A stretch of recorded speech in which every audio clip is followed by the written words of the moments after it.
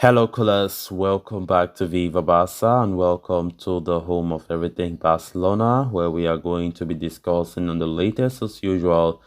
We start with Memphis Depay as Barcelona celebrating the forward World Cup displays and they believe transfer interest could shoot up. We are going to be discussing on that as we progress. Then, secondly, talking about Frenkie de Jong, who have recently discussed on how to stop Lionel Messi ahead of World Cup showdown. Of course, Frenkie de Jong's Netherlands team play with Argentina in the quarterfinals on Friday. We are also going to be discussing on everything Frankie had to say on that. So guys, before we get right into the full story, please do ensure to subscribe to the channel if you haven't. Turn on the post bell notification to always stay notified whenever I post a new video. Consider liking the video and please watch it right up to the very end.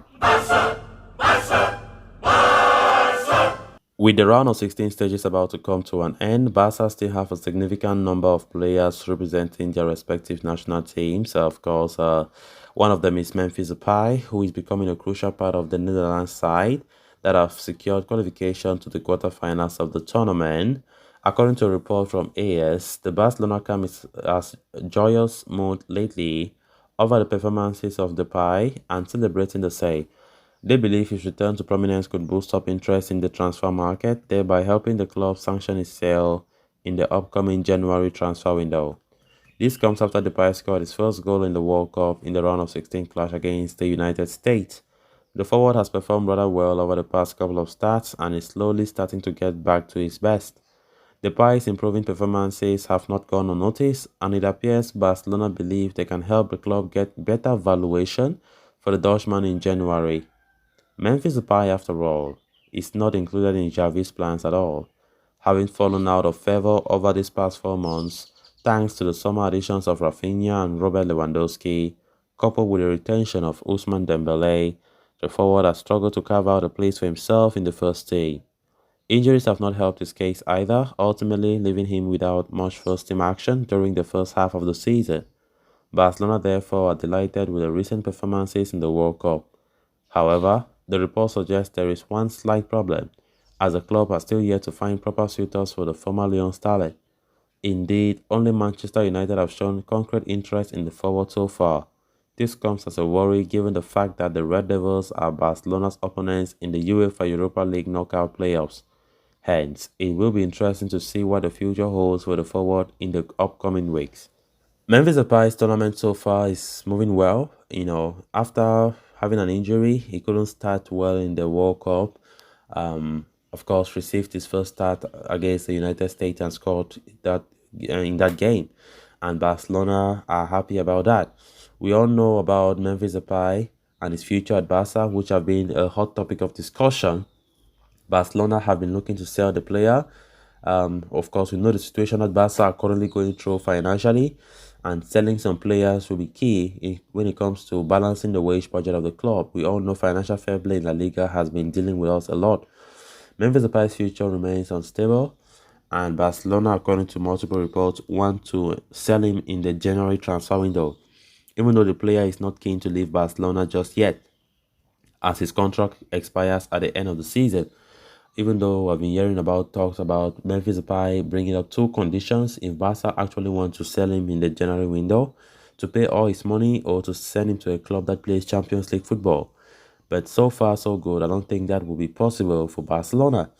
So let's see how it goes. But so far, with the performance that Memphis Depay have been putting on the World Cup in Qatar, Barcelona are reportedly happy about it because they know very well that suitors will be coming after seeing such performance like that. Memphis Depay will definitely not lack suitors after the World Cup, which will likely facilitate a sale, for the player, as Barcelona are desperate to do just that to balance their wage book. Even though we have, Robert Lewandowski, even though many fans like a backup for Lewandowski to be there, after seeing, Pierre-Emerick Aubameyang depart the club in the summer, Memphis Depay is likely to be sold as well. So it remains to be seen if actually Barca succeed to get rid of Memphis in the January window itself, or it will be in the summer, because in the January it's going to be tough from the look of things, as Memphis Depay does not want to depart Barcelona in the winter. He wants to leave as soon as his contract comes to an end. But if Barcelona insists on selling him in the January window, then there might be a confrontation, or there might be that misunderstanding from the look of things, because Memphis Depay will be trying to ask Barca to pay all his salary that he's spending till the summer, because his contract is still ongoing, which he is entitled to ask.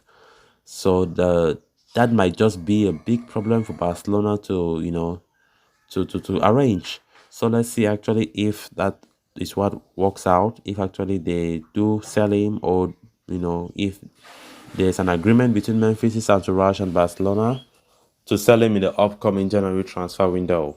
Then moving on to the next story of discussion, Netherlands and Argentina were the first two teams to book their place in the FIFA World Cup 2022 quarterfinals. The two had met in the semifinals of the 2014 edition when the South American Giants had prevailed after penalty shootout.